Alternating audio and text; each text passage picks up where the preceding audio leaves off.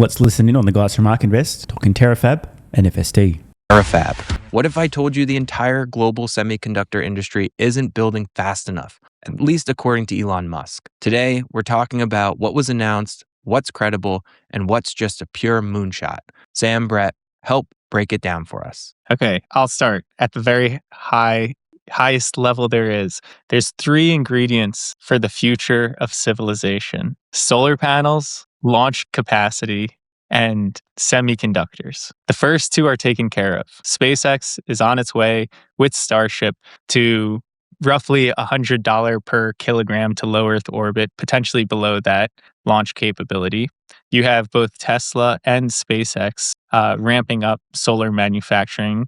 And obviously, China's already there, but in the US for US companies.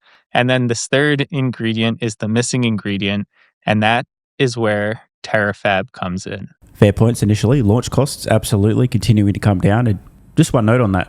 There are no other companies even close to being able to compete with SpaceX on launch costs. Not even close. We've seen this. We've covered this. It took Blue Origin an entire decade to land their first orbital class booster. SpaceX does it in 2015. 10 years later, for the very first time, Blue Origin pulls it off. SpaceX, probably in the single most dominant position we've ever seen a company, and SpaceX aggressively disrupting themselves with Starship. What I just said about launch costs, and by the way, SpaceX is launching almost all of the mass to orbit every year from Earth today. That's based on last generation, the Falcon rocket technology. Starship will cause a huge leapfrog forward, a massive additional decrease in cost to get stuff to orbit. And not just cost, but capacity. Eventually, SpaceX intending on manufacturing 1,000 plus Starships. Bonkers. So launch costs sorted, and no one else is going to be able to play in this same arena.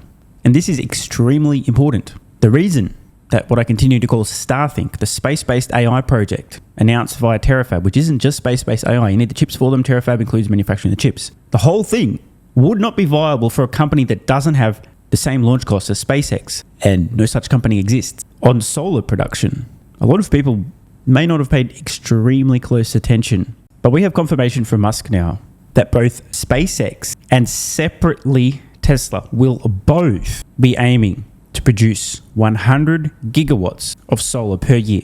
Each separately, by the way, spoiler alert, Tesla and SpaceX eventually become one. I'm just going to repeat this one more time. SpaceX have a publicly stated goal from Musk of ramping up solar production to the astronomical level of 100 gigawatts per year, which is the same independent goal Tesla will separately also be aiming for. SpaceX manufacturing solar. But there's no chance that Tesla and SpaceX eventually merge, and there's totally no synergies. And as Sam points out, the missing ingredient, chips, Terafab. Yeah, I think that's a good summary. Basically, Elon always looks forward a few years at the choke point that he anticipates impinging upon his strategic plans. And access to chips is his anticipated choke point, because he believes that given a meaningful but not obscene impulse of capital, he can launch terawatts of energy into space and just needs terawatts of chips to accompany that energy so that they can be used to train and infer massively intelligent AI models. And terawatts of chips are not available for purchase. And so he says, well, if you're not going to scale to meet my needs, I'll scale myself. And I would caveat it by saying that he's done this with batteries and the battery supply chain before. And as he began to commit capital to vertically integrating through batteries, that spurred the entire supply chain to ramp up in, quasi competition with his efforts. And so it can also serve as a negotiating ploy to get these companies to throw more money at CapEx into the input that he needs in order to meet the strategic ambitions. I like the framing here, but maybe just taking a step back. Brett, explain the semiconductor supply chain for those that might not fully understand what Terafab means to the supply chain.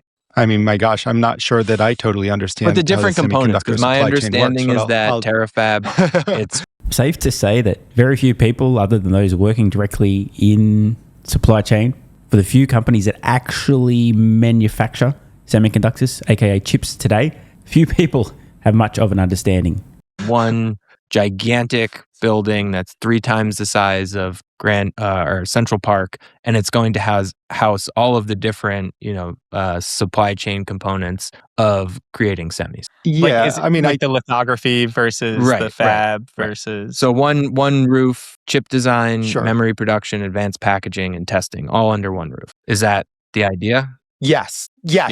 And importantly, never been done before. This will dramatically speed up the iteration cycle, massively drive down costs, and provide incredible advantages around cost, scale, and technology.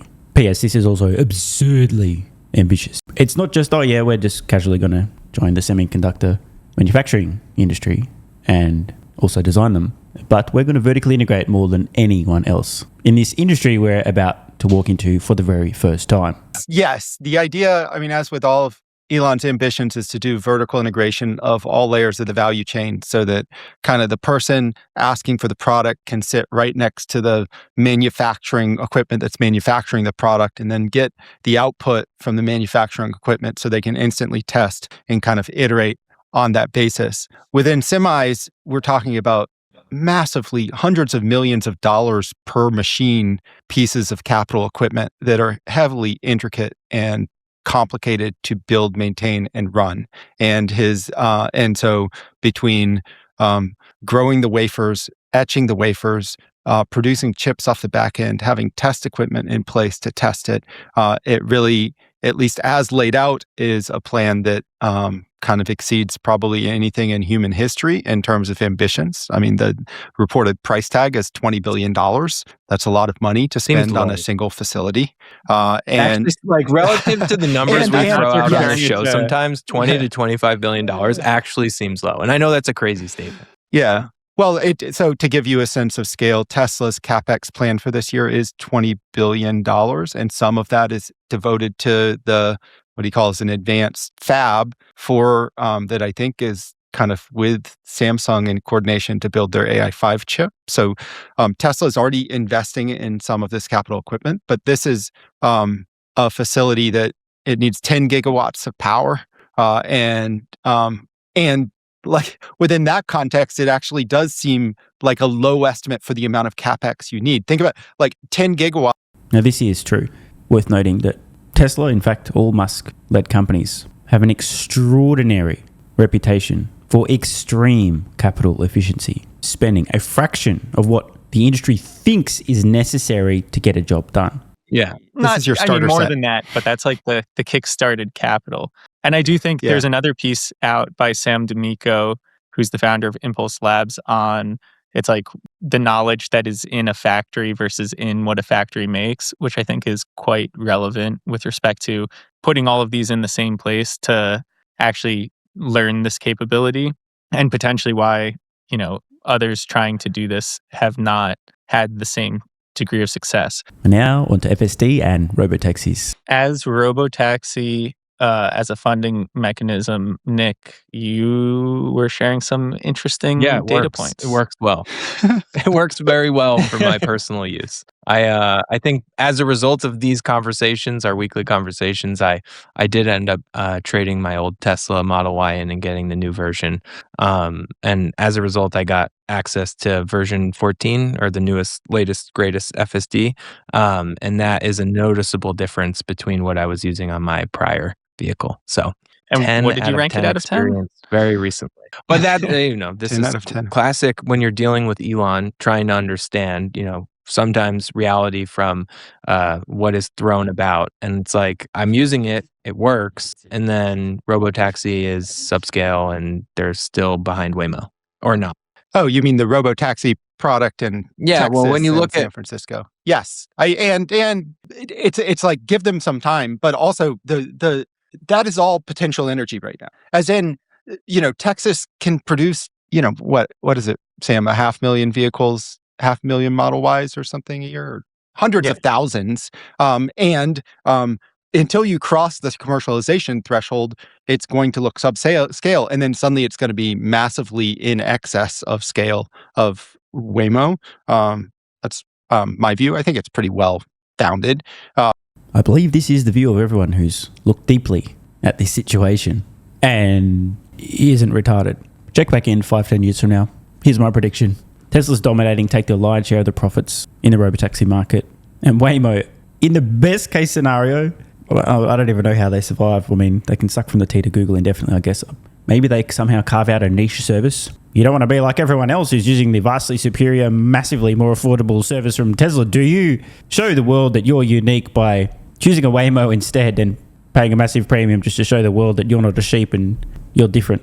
I honestly, I don't know how else they're still in business. I mean that, by the way.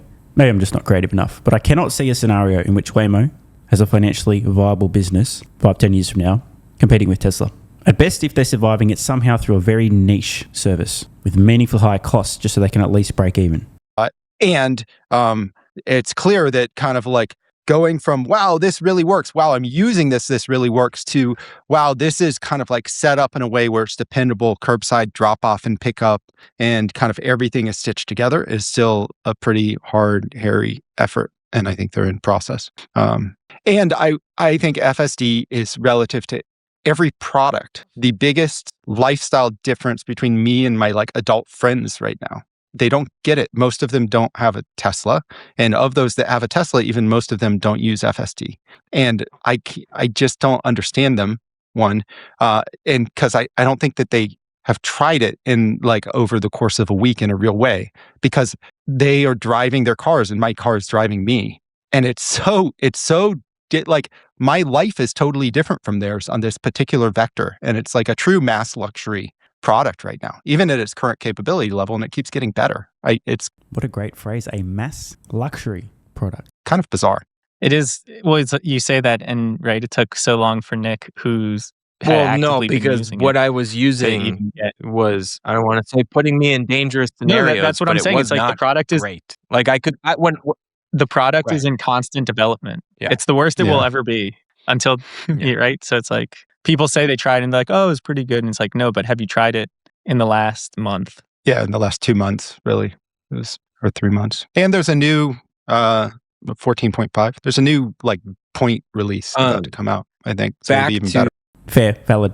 It's rapidly improving. Folks who've formed an opinion, a static opinion of its capabilities and what it is on a previous version or a previous version have bad information to assess its current capabilities. For those Tesla investors watching who don't own a Tesla and or don't have the latest build of FSD, at the very least, watch videos of people using the software end-to-end too, not just the highlights, the best bits, but end-to-end drives. Just watch what it's doing, what it's capable of, and assess what it's currently doing versus its previous capabilities going back a few versions, and note the rate of improvement.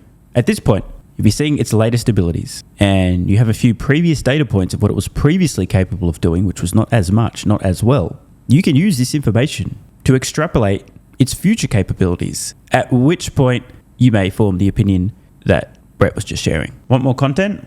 Early access? Bunch of perks? Click the links in the pinned comment. AG1 has been part of my daily health protocol for almost half a decade. It's packed full of vitamins and minerals and helps me fill in nutritional gaps while supporting energy, digestion, and immune function. It also has prebiotics and probiotics to promote gut health. I take my health very seriously, and so should you. Try AG1 today by visiting drinkag1.com/SMR or click the link in the pinned comment and enjoy a free welcome kit with vitamin D3 plus K2 and AG1 travel packs. That's drinkag1.com/SMR.